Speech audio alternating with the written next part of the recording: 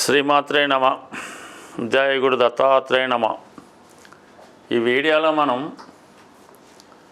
ఉగాది తర్వాత మారుతున్నటువంటి కుజగ్రహం అంటే మనకి సుమారుగా ఏప్రిల్ 2వ తారీఖు నుంచి జూన్ 6వ తారీఖు మధ్యలో సుమారుగా 64 రోజుల పాటు ఈ కుజగ్రహం మనకి కర్కాటక రాశిలో సంచరించడం జరుగుతుంది. అంటే సాధారణంగా జాతకుడి మీద గోచారరీత్యా ఎక్కువ ప్రభావాన్ని, ఆదాయ వ్యయాల్ని, అలాగే రుణబాధలు, ఆర్థిక సమస్యలు, బంధువులతో విరోధాలు, భార్యాభర్తల మధ్య విభేదాలు, అన్నదమ్ముల మధ్య ప్రాబ్లమ్సు, అలాగే రియల్ ఎస్టేట్లో పెరుగుదల తగ్గుదల, అలాగే వివిధ మార్కెట్లో షేర్ల మీద కూడా ఈ కుజగ్రహ ప్రభావం ఎక్కువగా ఉండడం జరుగుతూ ఉంటుంది.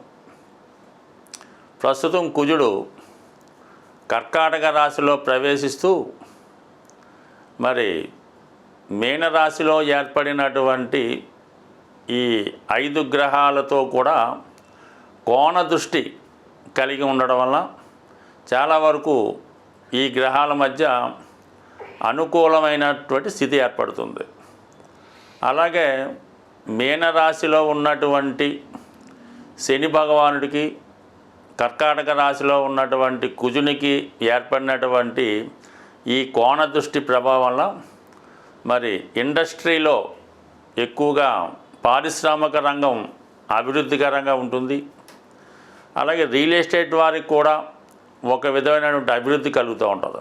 దానికి అదనంగా ఈ కుజుడు వృషభ రాశిలో ఉన్నటువంటి గురువుతో అర్ధకోణ దృష్టి కలగడం, అదే శుక్రుడితో కోణ దృష్టి కలిగి ఉండడం, ఇవన్నీ కూడా ఈ రాబోయే ఉగాది తర్వాత ఏప్రిల్ 3వ తారీఖు నుంచి జూన్ 6వ మధ్యలో ఈ సుమారుగా ఈ 64 రోజుల్లో ఎక్కువగా గృహ పరిశ్రమలు, ఇండస్ట్రీసు, రియల్ ఎస్టేట్ రంగం చాలా అనుకూలంగా ఉంటుంది.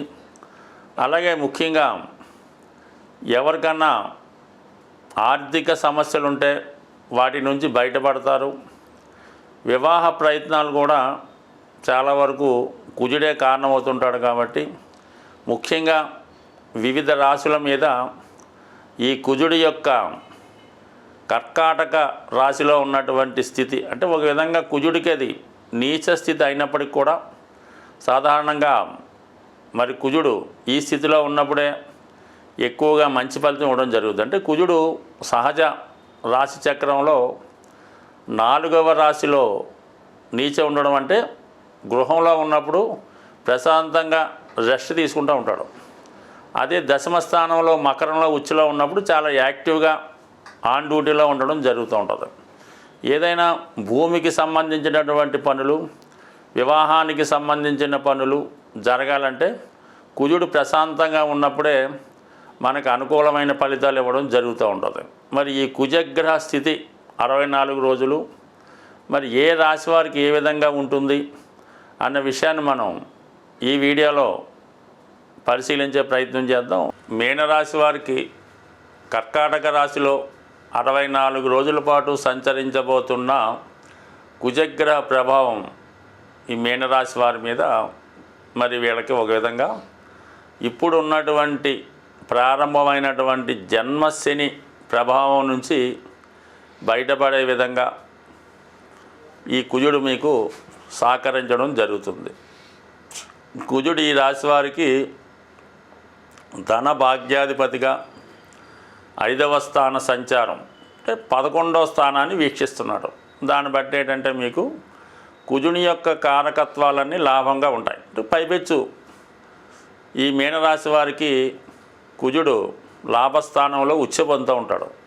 దానివల్ల ఏంటంటే ఈ సమయంలో మీరు ఏదన్నా మీ యొక్క సంతానం దగ్గర నుంచి కానీ మీ యొక్క అన్నదమ్ములు, రక్త సంబంధికుల దగ్గర నుంచి సహకారం పొందే అవకాశం ఉంది.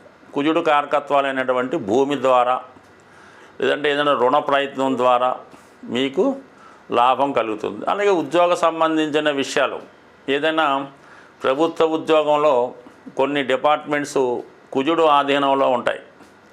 అందులో ఒకటి రక్షణ శాఖ, పోలీస్ డిపార్ట్మెంటు, ఈ ఎక్సైజు, ఇలాంటి కొన్ని వృత్తులు, అంటే ఏదైనా యూనిఫారం వేసుకొని వర్క్ చేసే అందరూ కూడా కుజుడు యొక్క ఆధీనంలో ఉంటారు. అంటే సహజంగా రాశిచక్రంలో రవి రాజు అయితే కుజుడు సైన్యాధ్యక్షుడు. పూర్వంలో ఈ సైనికులే రెవెన్యూ కూడా చూస్తుండేవారు అనమాట, అంటే మంత్రి గారు ఉన్నా. అయితే అందువల్ల ఏంటంటే ఈ రెవెన్యూ డిపార్ట్మెంటు ఇవన్నీ కూడా ఈ కుజుడు సంబంధించినవి కాబట్టి ఆ శాఖల్లో ఎవరైతే ఉద్యోగం కొరకు, ప్రభుత్వ ఉద్యోగం కొరకు ప్రయత్నం చేస్తున్నారో వారికి వచ్చే అవకాశం ఉంది. లేదంటే ఏదన్నా ప్రమోషన్ లాంటిది కూడా రావచ్చు. అంటే కుజుడు ఒక్కడు చూసినంత మాత్రాన ప్రతిదానికి ప్రమోషన్ రావడం, ఉద్యోగం రావడం అయితే సరిపోదు. గురువు కూడా అటు కుజుడిని అర్ధకోణ దృష్టితోనూ లాభాన్ని భాగ్య దృష్టితో వీక్షించడం వల్ల అటు దైవబలం, అదృష్టం తోడవడం, మరి దశమాధిపతిగా ఉన్నటువంటి గురువు కూడా ఏకాదశాన్ని వీక్షించడం, ఇవన్నీ కూడా మరి జాతకుడికి ఉద్యోగంలో ప్రమోషన్ కానీ, కొత్త ఉద్యోగాల ప్రయత్నం కానీ జరుగుతాయి. దాంతోపాటు ఏదన్నా రియల్ ఎస్టేట్ చేస్తున్న వారికో, మీడియేటర్గా ఉన్నవారికో, ఎడ్యుకేషన్ డిపార్ట్మెంటు దానికి సంబంధించిన వారికి చాలా వరకు ఈ గ్రహాలు సహకరించడం జరుగుతూ ఉంటుంది. అలాగే 12ను కూడా వీక్షిస్తున్నాడు, అంటే అష్టమ దృష్టితో. దానివల్ల ఏమైనా మీకు రుణాలు ఏమైనా ఉన్నా, బాధ్యతలు ఏమైనా ఉన్నా ఇవన్నీ కూడా తీరిపోవడం జరుగుతూ ఉంటుంది. అంటే ఏదైనా ఒక అభివృద్ధి అయ్యే ముందు కొన్ని బలహీనతలు, కొన్ని బాధ్యతలు, కొన్ని రుణాలు ఉంటాయి. అవి తీర్చుకోగలిగితేనే జాతకుడు ఫర్దర్ స్టెప్ వేయగలుగుతూ ఉంటారు. మరి ఈ కారణం వల్ల మీనరాశి వారికి లాభస్థానం మరి ఇంచుమించుగా మీకు మే 15 వరకు ఈ గురు కుజుల దృష్టి ఉండడం వల్ల చేపట్టే కార్యక్రమాలు చాలా వరకు విజయవంతం అవుతాయి. అటు సంతాన విషయంలో శుభవార్తలు వింటారు. కుటుంబ సభ్యులు, అంటే ధనాధిపతిగా కుటుంబ సభ్యులు సహకరిస్తారు. కుటుంబంలో శుభకార్యానికి ప్రయత్నాలు జరుగుతాయి. ఇక భాగ్యాధిపతి లాభస్థితి, ఉన్నత విద్యా అవకాశాలు, విదేశంలో ఉన్నటువంటి మీ యొక్క బంధువుల సహకారం, ఇవన్నీ కామన్గా రావడం జరుగుతుంది. మరి ఇవన్నీ కూడా మరి రాశిలో ఉన్నటువంటి శని భగవానుడికి ఇవన్నీ కూడా ఎనర్జీ ఇస్తాయన్నమాట. లాభస్థానం సపోర్ట్ ఉంటేనే రాశిలో ఉన్న గ్రహాలు పనిచేస్తుంటాయి. సో దానివల్ల ఇక్కడ ఉన్నటువంటి శుక్ర, బుధ, రవి, శని, రాహు గ్రహాలు మిమ్మల్ని ఏదైనా ఒక కొత్త ప్రయత్నంలోకి తీసుకెళ్ళడం జరుగుతాయి. అటు సాఫ్ట్వేర్ రంగం అవ్వచ్చు, సినిమా మీడియా రంగం అవ్వచ్చు, లేదంటే రైల్వే డిపార్ట్మెంట్ అవ్వచ్చు. సో ఏదేమైనా మీలో ఉన్నటువంటి టాలెంట్కి, కళలకి, సినిమా సంబంధించినటువంటి నాలెడ్జ్కి ఇది మంచి అవకాశం.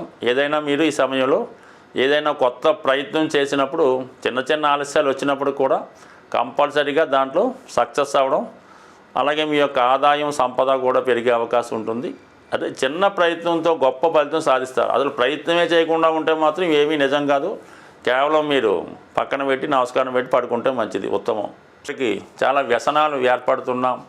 స్త్రీలకి సరైనటువంటి అనారోగ్య సమస్యలు కానీ, వారికి ఏదో ఒక ప్రాబ్లం రావడం కానీ జరుగుతున్నా, కుటుంబంలో ఎవరూ పని లేకుండా అందరూ నిరుద్యోగులుగా ఉంటూ ఏదో ఒకళ్ళ ఆదాయం మీద ఆధారపడుతున్నా, ఇవన్నీ కూడా కుజగ్రహ ప్రభావం వల్ల ఆ గృహంలో వాస్తు దోషాలు ఉన్నట్టు గమనించవలసి ఉంటుంది. అంటే కేవలం మీరు అద్దింట్లో ఉన్నా ఆ వాస్తు మీ మీద పనిచేస్తుంది. ఒకవేళ మీరు సొంత ఇల్లు ఉన్నా ఆ సొంత ఇంట్లో ఉండకుండా వేరే ఇంట్లో ఉన్నా మీ మీద వాస్తు దోషం అనేది ఎక్కడికి వెళ్ళినా, మీ సొంత గృహం అంటూ ఉంటే, అంటే మీ సొంత గృహం అవ్వచ్చు, మీ తాతగారిది అవ్వచ్చు, తండ్రి గారిది అవ్వచ్చు, ఇవన్నీ కూడా మీ మీద ప్రభావం చూపుతుంటాయి. కాబట్టి ఎక్కువగా మనకు ఒక సమస్య 2-3 సంవత్సరాలైనా పరిష్కారం అవడం లేదు.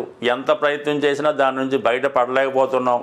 గ్రహాలు మారినా, దశలు మారినా అదే సమస్య ఉందంటే కంపల్సరీగా మీరు నివసిస్తున్నటువంటి గృహంలో వాస్తు దోషం ఉన్నట్టుగా భావించి దాన్ని ఏదో విధంగా సరి చేసుకుంటూ కుజగ్రహ అనుగ్రహం కోసం సుబ్రహ్మణ్య స్వామి ఆరాధన, అలాగే హనుమాన్ ఆరాధన కంపల్సరిగా ప్రతి మంగళవారం మీ ఇష్టదైవాన్ని ఆరాధించడం వల్ల, మంగళవారం నియమంగా ఉండడం వల్ల టెంపరీగా మీ ఉన్నటువంటి వాస్తు దోషాలు పరిహారం అవుతాయి. అలాగే ఈ రుణ సమస్యలు, భార్యాభర్తల మధ్య విభేదాలు, నిరుద్యోగ సమస్యలు కూడా చాలా వరకు ఈ సుబ్రహ్మణ్య స్వామిని కానీ, హనుమాన్ కానీ ఆరాధించడం వల్ల పరిహారం అవుతాయి. బట్ ఏదైనా శాశ్వత పరిహారం మాత్రం కంపల్సరీగా ఒక 2-3 సంవత్సరాలుగా ఒకే సమస్య మిమ్మల్ని వేధిస్తుంటే మీ గృహాన్ని కూడా సరి చేసుకుంటే కేవలం మీరు త్వరలోనే ఆ సమస్యలు సాల్వ్ అవడం అనుభవ రీత్యా కనబడుతుంది. స్వస్తి.